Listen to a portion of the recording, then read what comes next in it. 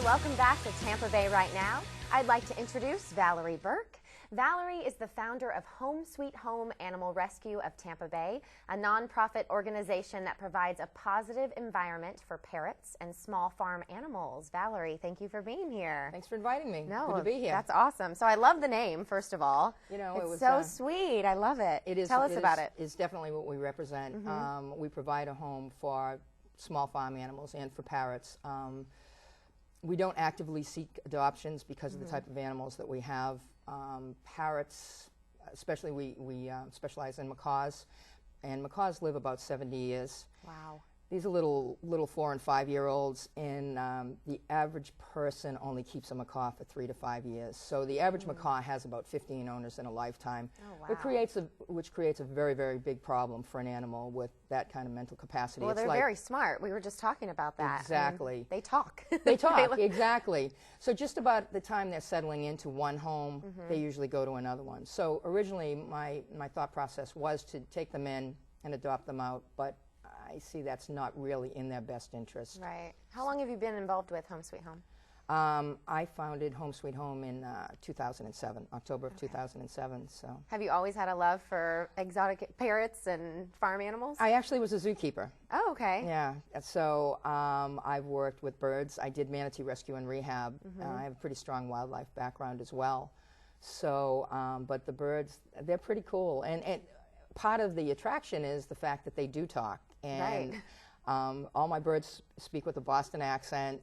They have a little edgy Boston attitude, too, going on. They're listening to their mom. Yeah, they are. They're talking to each other, teaching each other to do bad things and say bad things. Right. And not from me, of course. Okay. No, absolutely of course not. No. Actually, I'm very careful what I say around them because they'll repeat it. Because they repeat everything. Like children, right? They certainly do. So, but they're a lot of fun, and so people are attracted to that, and then when they realize the work that goes with them. You know, just think, really, a 4 or 5-year-old for their whole life. Right. Yeah, and my guys, I've got one of them that pretty much talks to me like I'm stupid, and I don't understand anything, and that's okay. It's pretty funny. Well, what kind of care do these birds need? Oh, they demand a lot of attention. The macaws they all live in the house with me. Yeah, it's kind of crazy, I know. People are like, I'm not going into that house. But the macaws don't really cause any damage, so they're out of their cage all the time. They're all interacting with each other right now. Okay. And it's mainly to help them lead a semi-normal life. Okay. So, you know, people think, oh, 2 hours out of a cage is fine. It's not. This is a bird that should be flying around the Amazon jungle. So it's not okay. So my guys are really learning to be macaws, and I've got 2 that came in at different times, and they've bonded with each other, and they're very cool, and they're definitely in love, and their body language is great, and it's very good to see because it's more normal macaw behavior. Right. And do you offer adoption of these animals, or is it something where people can actually bring you animals to take care of? People can bring me animals, and I'm not going to say that I would not adopt animals. I have adopted out animals, but I don't actively search out candidates. It would be somebody that bonded with one of these birds that I said, wow, that's it. That's it. So it's very different than a dog or a cat. Absolutely. Absolutely. These guys either like you or they don't like you. Right. And they'll test you. I have one that was a confiscation, and he sets everybody up and to test them, and just about everybody fails. And I'm like, you're done. You're done with him. Let's talk a little bit about preparing for disasters with these animals. Okay. What would you say about all that? I'm actually on the disaster animal response team here in Tampa Bay, and I used to get out a lot more than I do now because of the rescue, but hurricane preparedness is a big issue. Our rescue has farm animals as well, so that's we got contacted with the last potential hurricane on what to do.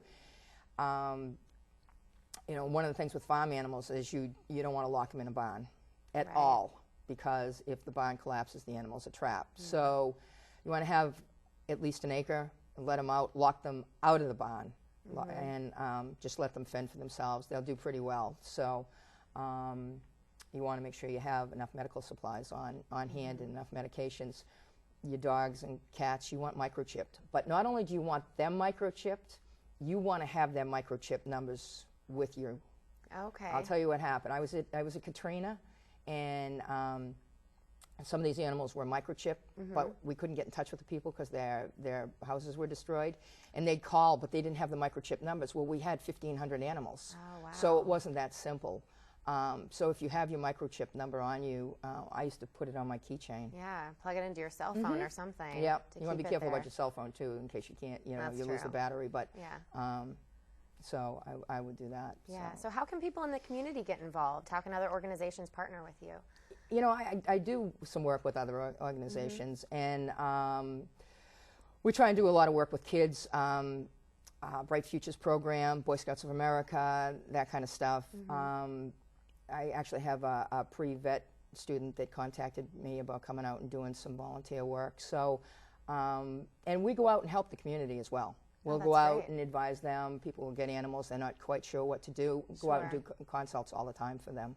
And what are some pet safety tips that you would tell some people who maybe have farm animals or birds? You know, with the birds, just really be careful what you have out. Be careful of plants. Don't leave chocolate around. Don't leave anything crazy, because these guys will get into everything. Pretty much the farm animals, just make sure that they're restrained and they're safe. There's a lot of predator problems out there. So. What are some positive stories that you have? Some things maybe that have impacted your life through starting this organization? It's pretty amazing. I mean, it is crazy. You know, we take in a lot of special needs animals and animals that other organizations wouldn't take. Well, most people don't take farm animals anyway. But we've had starvation cases of goats that have come in and lived in my house for seven weeks. Oh, wow. And we're never expected to make it, but they do great, and they're alive now. And the birds, as far as the birds, they're really funny because they talk to each other. And it's just fascinating that they do that. You know, I was just telling these guys that I have a bird, a macaw, that said to me, "Give me a kiss."